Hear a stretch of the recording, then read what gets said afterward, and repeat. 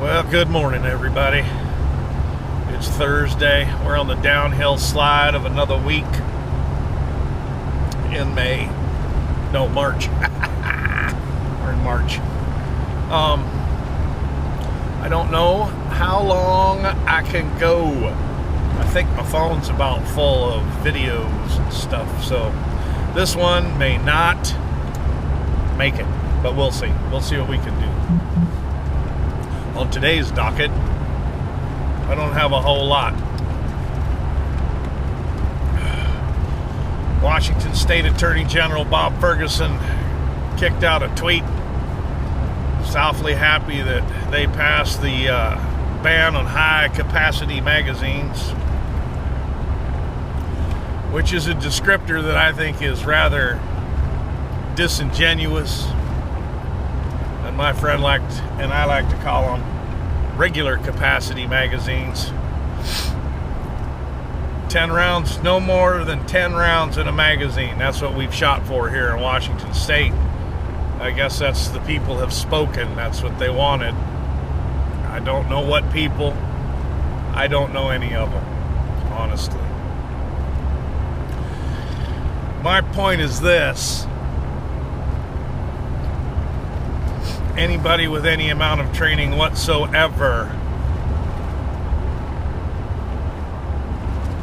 can swap out magazines in probably less than 2 seconds. Actually, you better be able to do it in less than 2 seconds. So instead of going downtown and shooting up Seattle with 430 round magazines, they just, bring 10. Whatever. But that's not what I was really wanting to talk about. That's just one thing. AG Bob Ferguson. It's going to save lives. I just don't see how it's going to save lives. In my scenario where I just mentioned people shooting up downtown Seattle, that person has already decided to commit an act more heinous than carrying an illegal magazine. So for every person he kills, he gets a life sentence, and then when it's all said and done, 364 days for the gross misdemeanor of possessing more than 10 rounds in a magazine. Okay. Whatever. Your logic is dizzying.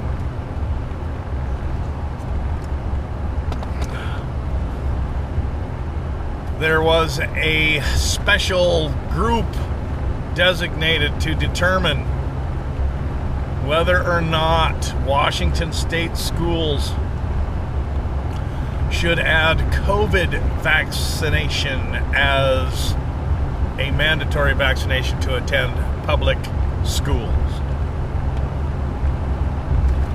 The vote of that special group went 7 against, 6 for, and 4 confused. I don't know how you go. I just don't know on this issue. It seems like you're either correct or straight stupid, but confused, I don't know. I don't know how you could be confused.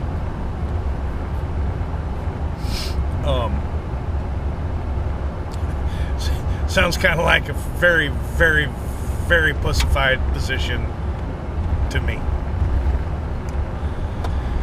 So they are going to recommend to the Department of Education that COVID not be a mandatory vaccine to attend public school. I don't know how much of the science TM that has to do with anything, or if it's more based on the lovely J. Lepetime Inslee concern that people will pull their kids out of school. What I really would like to do, and I should, is see what kind of funding, the economics of public school. Do they get money from the federal government? Do they just get X amount of money? Or is it, and as I would assume, based on the number of students you have enrolled? So disenrolling your children may have an economic impact on the school district, and further up the educational chain. I don't know. Maybe someone could tell me. That would be great. So for now, the kindergartners are safe from having to get inoculated with an experimental vaccine, mandatorily inoculated with an experimental vaccine. You might breathe a sigh of relief, but what I think you ought to do is still yank your kids out of public school. We can talk about it. You need a chemistry tutor? I got you covered. No, I'm not a licensed teacher. It's just the government giving their stamp of approval on my methods, which I do not want.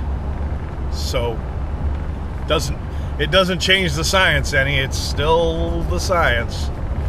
Unlike political, it doesn't change when the wind blows.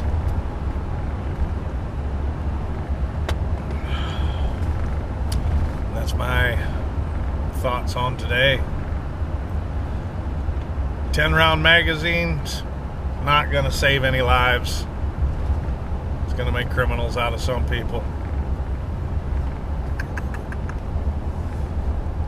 And no vax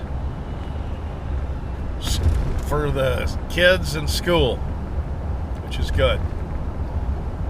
I don't know. This narrative, I thought it went away when Russia invaded Ukraine, but I guess we're still kind of kicking that dog just a little bit. See, making it whimper.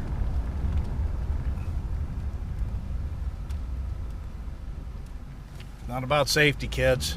It's about control. Let's get on with this getting on today. Have a great day. Say what you will. You know I will. Have a great day, everybody. Sorry if I was a little down.